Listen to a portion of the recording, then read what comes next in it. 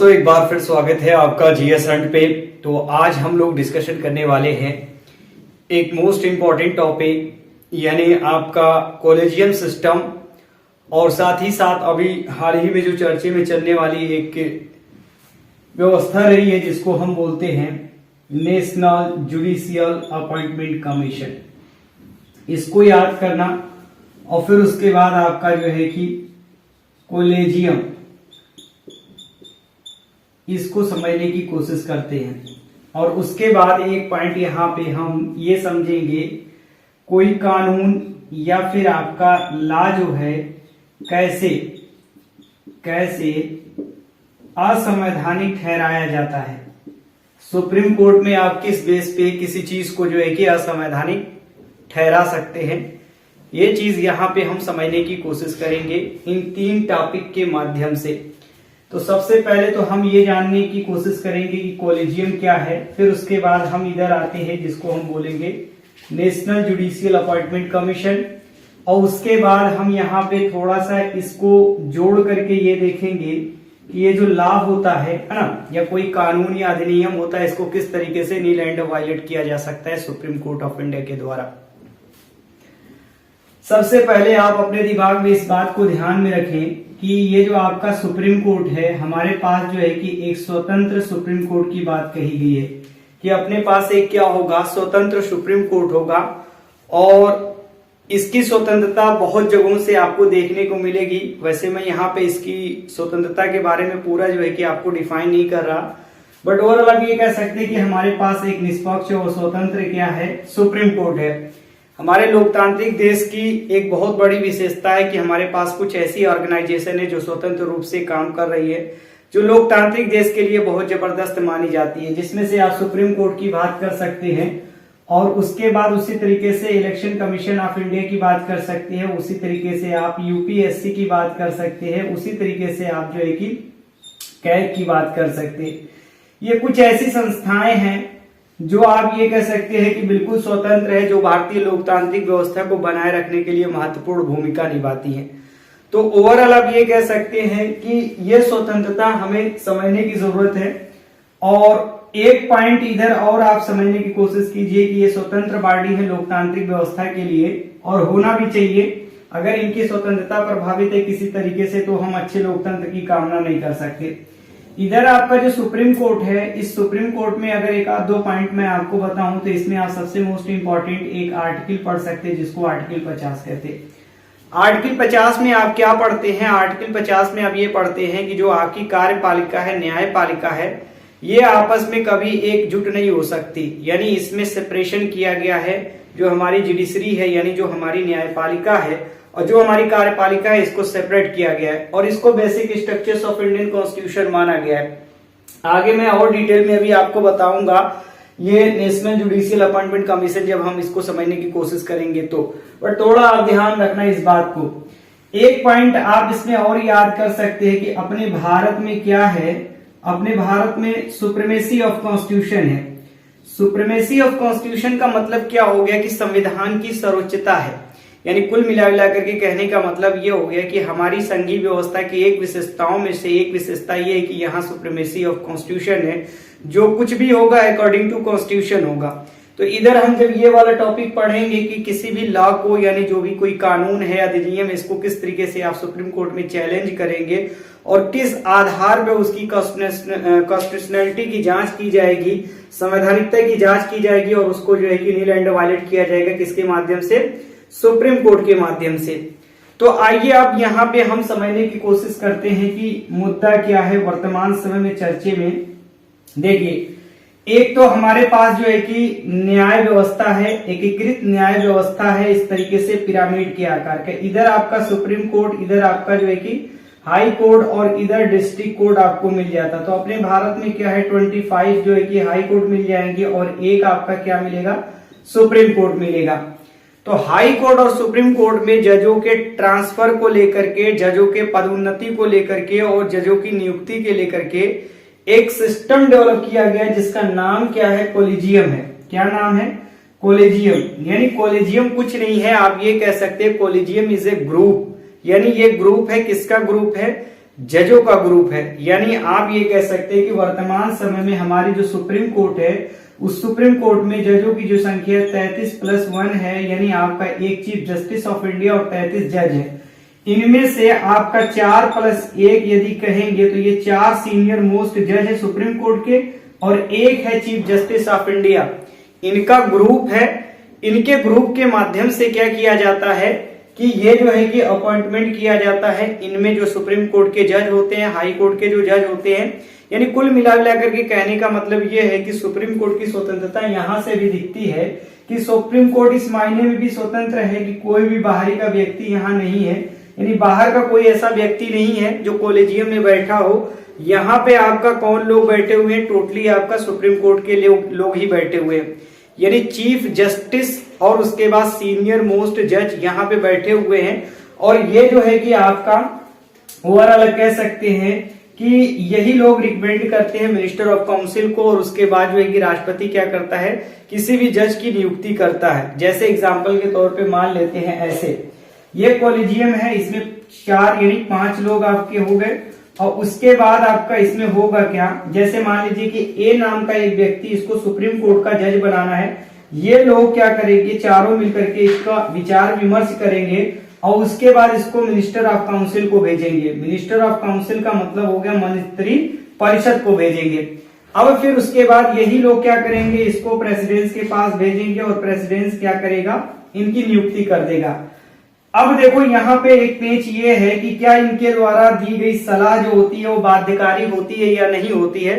तो इसको ऐसे समझिए कि कॉलेजियम के लोगों ने, ये 5 लोगों ने मिलकर के ए नाम के व्यक्ति को मिनिस्टर ऑफ काउंसिल के पास भेजा और प्रेसिडेंस ने उसको जो है कि अपॉइंटमेंट कर दिया as a justice of supreme court, है ना। ये न्याय व्यवस्था अपनी जो है इसमें आपका जो है कि वो न्यायाधीश के रूप में नियुक्त हो गया।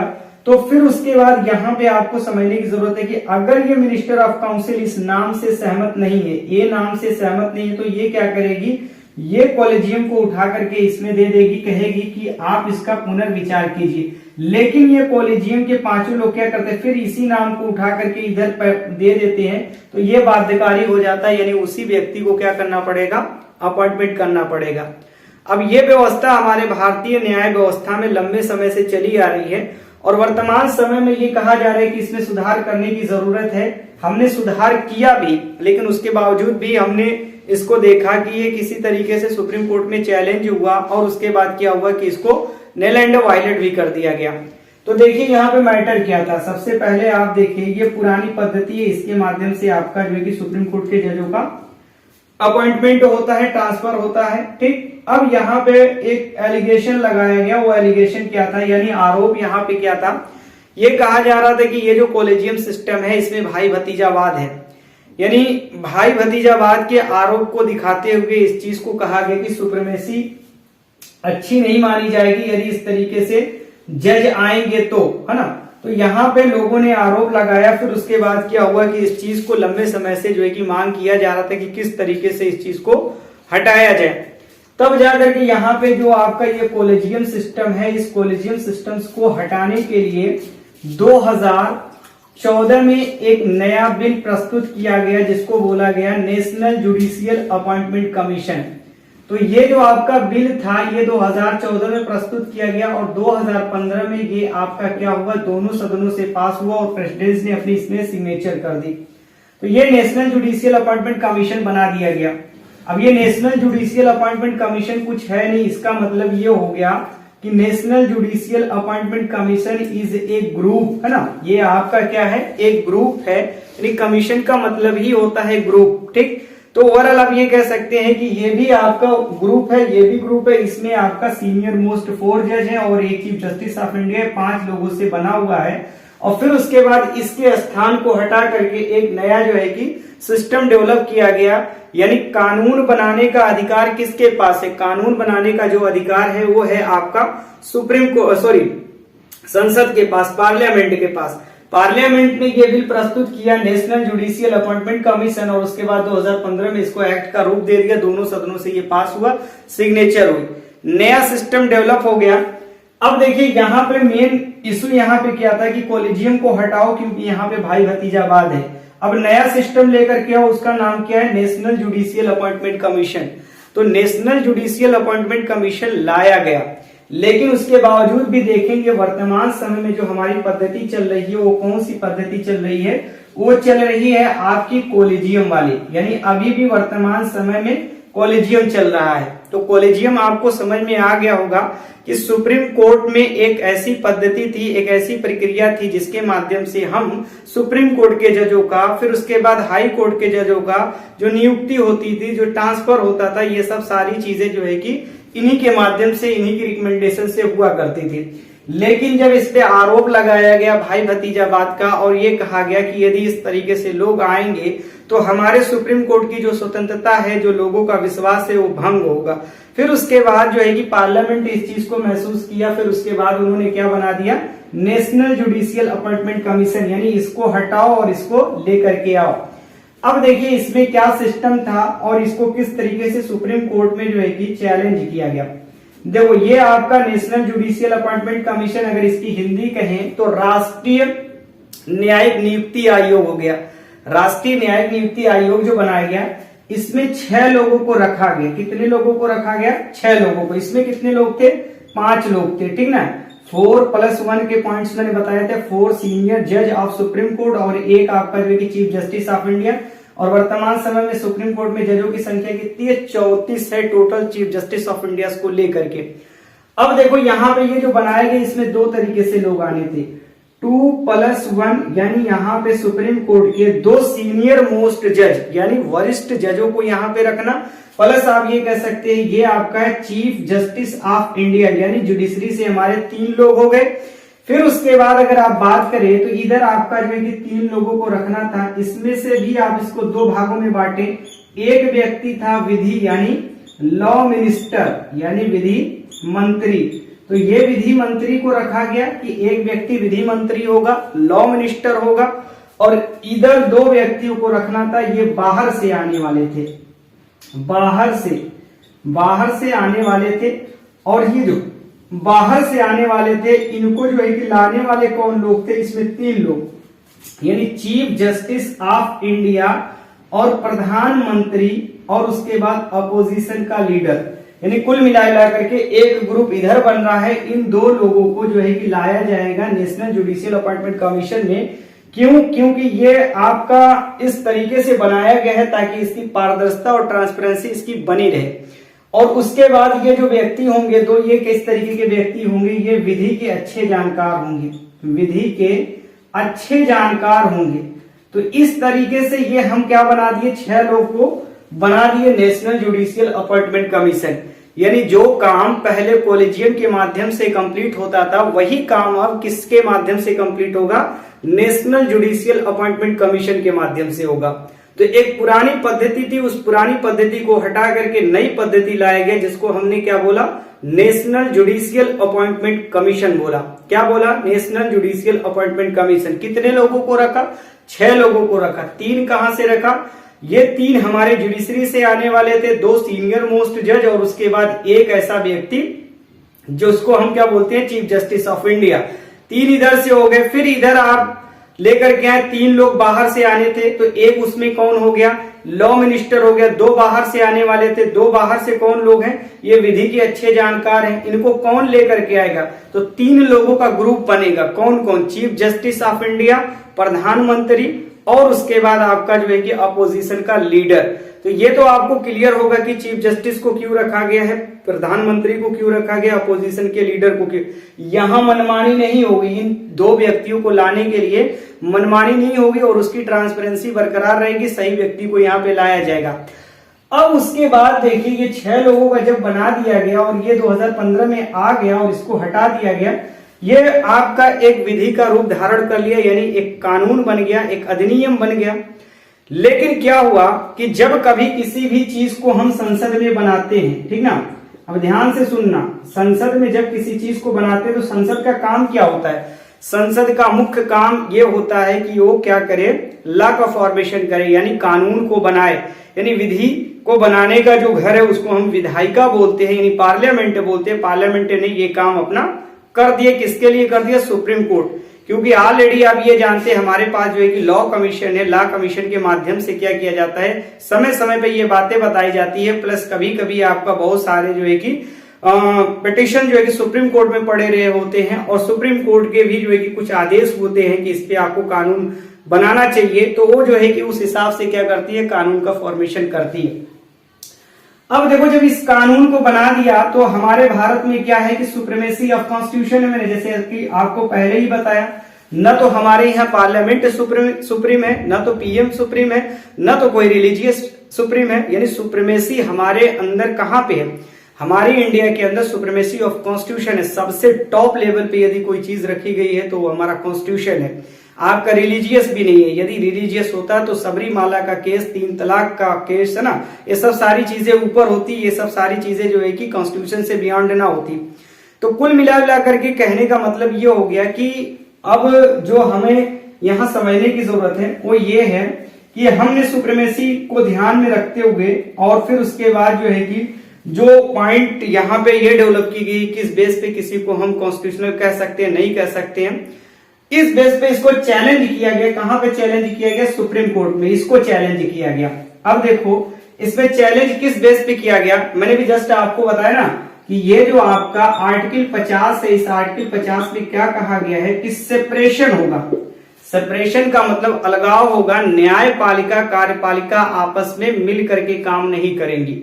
और इधर आप देखो, इधर दो आपका जुडिशरी के व्यक्ति, दो बाहर के व्यक्ति, एक ऐसा व्यक्ति जो विधि मंत्री है। ये विधि मंत्री कहां से आया है, ये विधि मंत्री आपका जो है कि न्यायपालिका से नहीं, ये कार्यपालिका व्यक्ति है। और जब कार्यपालिका और न्यायपालिका एक दूसरे में मिल गई है तो जस्टिस खेहर उस वक्त थे, JS खेहर, ये उस वक्त सुप्रीम कोर्ट के चीफ जस्टिस ऑफ इंडिया थे। इन्होंने इस चीज को देखा और सुना, फिर उसके बाद इस चीज को जो है कि उन्होंने देख करके इसकी कॉन्स्टिट्यूशनैलिटी की जांच की, संवैधानिकता की जांच की और उन्होंने ये पाया कि ये तो आपका आर्टिकल 50 का उल्लंघन है। और उसके बाद इन्होंने कहा कि ये जो आर्टिकल 50 है ये basic structures of Indian constitution है। इस बेस पे उन्होंने इस चीज को क्या कर दिया, निल एंड वायलेट कर दिया। यानी कुल मिला करके इसको अनकॉन्स्टिट्यूशनल डिक्लेयर कर दिया। और जिस दिन इसको अनकॉन्स्टिट्यूशनल डिक्लेयर किया उसी तरीके से आपका ये समाप्त हो जाता है। फिर उसके बाद आपका क्या होता है कि वही पुरानी वाली पद्धति जो कोलिजियम मैंने अभी बताया आपको, उसी बेस पे आपका अभी वर्तमान समय में जजों का अपॉइंटमेंट भी होता है, ट्रांसफर भी होता है, प्रमोशन भी होता है। तो ये सिस्टम हमारे इंडिया के अंदर आया था, ये इस तरीके से डेवलपमेंट हुई थी। लेकिन वर्तमान समय में अभी भी इस चीज को लेकर के विवाद है और लोग जो है कि इस पे इस तरीके का एलिगेशन लगा रहे हैं और नई व्यवस्था की ओर बढ़ने के लिए आवाज उठा रहे हैं कि हमारे लिए जो है कि हमारी जुडिशरी के लिए एक नई व्यवस्था होनी चाहिए, जजों की नियुक्ति को लेकर के, जजों के ट्रांसफर को लेकर के, जजों के प्रमोशन को लेकर के। तो ये हमारी एक पद्धति थी जिसको जस्टिस केयर ने निल एंड वायलेट कर दिया। अब देखिए मैंने एक पॉइंट लास्ट में आपको बताया था किस बेस पे सुप्रीम कोर्ट किसी चीज को नल एंड वायलेट घोषित कर सकती है, डिक्लेयर कर सकती है। तो बहुत शार्ट में आप समझने की कोशिश कीजिए। एक तो सबसे पहले आप ये समझिए कि देखिए जो हमारा लॉ का फॉर्मेशन होता है वो पार्लियामेंट के अंदर होता है।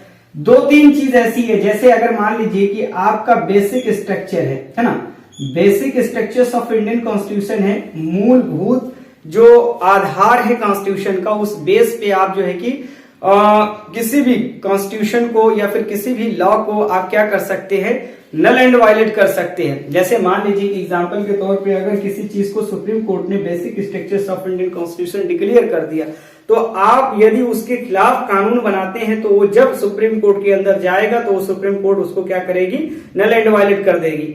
क्योंकि basic structures of Indian constitution में आप परिवर्तन नहीं कर सकते। तो ये एक मोस्ट इंपॉर्टेंट पॉइंट हो गया कि यदि कोई लॉ का फॉर्मेशन हो रहा है, कोई कानून वगैरह बनाया गया, कोई आदेश वगैरह है, यानी आर्टिकल 13 सब सेक्शन 3 की जो बात कही गई है जिसमें आपका लॉ को समझाया गया कि what is the means of law, यदि कोई भी ऐसा लॉ है जो basic structures of Indian constitution के खिलाफ है तो आप क्या कर सकते हैं, उसको नल एंड वायलेट डिक्लेयर कर सकते हैं। सुप्रीम कोर्ट ऐसा कर सकती है। इसके बाद दूसरा पॉइंट अगर आप बात करेंगे तो दूसरे पॉइंट में आपका फंडामेंटल राइट, यानी कोई भी ऐसा लॉ का फॉर्मेशन आप नहीं करेंगे जो आपका जो है कि आपके फंडामेंटल राइट का वायलेशन कर रहा हो। यानी कोई भी लॉ अगर आप बना रहे हैं तो जिस हद तक वो आपके फंडामेंटल राइट का वायलेशन करेगा उस हद तक सुप्रीम कोर्ट उसको क्या कर सकती है, नल एंड वायलेट कर सकती है। तो एक पॉइंट ये हो गया कि आप फंडामेंटल राइट के अगेंस्ट नहीं जा सकते, बेसिक स्ट्रक्चर्स ऑफ कॉन्स्टिट्यूशन के अगेंस्ट नहीं जा सकते। तीसरा पॉइंट मोस्ट इंपॉर्टेंट है, मैंने कॉमन पॉइंट आपको बताए हैं।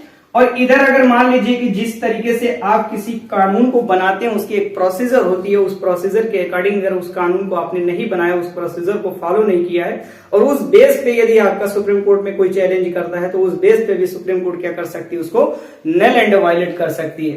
तो इधर अगर आप देखेंगे नेशनल जुडिशियल अपॉइंटमेंट कमीशन, इस नेशनल जुडिशियल अपॉइंटमेंट कमीशन में basic structures of Indian constitution का वायलेशन था, जिस बेस पे सुप्रीम कोर्ट ने इसको नल एंड वायलेट कर दिया। यानी जस्टिस खेयर ने इसको जो है कि देखा और इसकी कॉन्स्टिट्यूशनलिटी की जांच की और उसके बाद इसको कहा कि ये basic structures of Indian constitution का वायलेशन है, इसलिए इसको हम क्या करते हैं, नल एंड वायलेट करते हैं। तो इस तरीके से आपका ये 3 टॉपिक मैंने आपको बताया, कॉलेजियम क्या है, नेशनल जुडिशियल अपॉइंटमेंट कमीशन क्या था और किस तरीके से किसी कानून को सुप्रीम कोर्ट क्या करती है, नल एंड वायलेट यानी अनकॉन्स्टिट्यूशनल डिक्लेयर करती है। अब यहाँ पे आपको वे फॉरवर्ड ये जानने की जरूरत है ये चर्चे में क्यों था।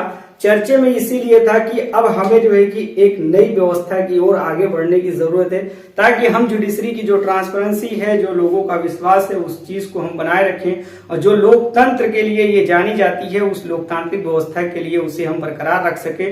तो अभी आपका जो कुछ भी इस पे होना है, अब इस पे विचार विमर्श किया जाएगा एक्सपर्ट के माध्यम से, आगे का क्या स्टेप होता है। यदि कोई ऐसी खबर होती है तो हम इस पे जरूर वीडियो जो है कि क्रिएट करेंगे और आई थिंक कि इस पे आपको जो है कि अच्छा खासा जो है कि क्लियर हुआ होगा।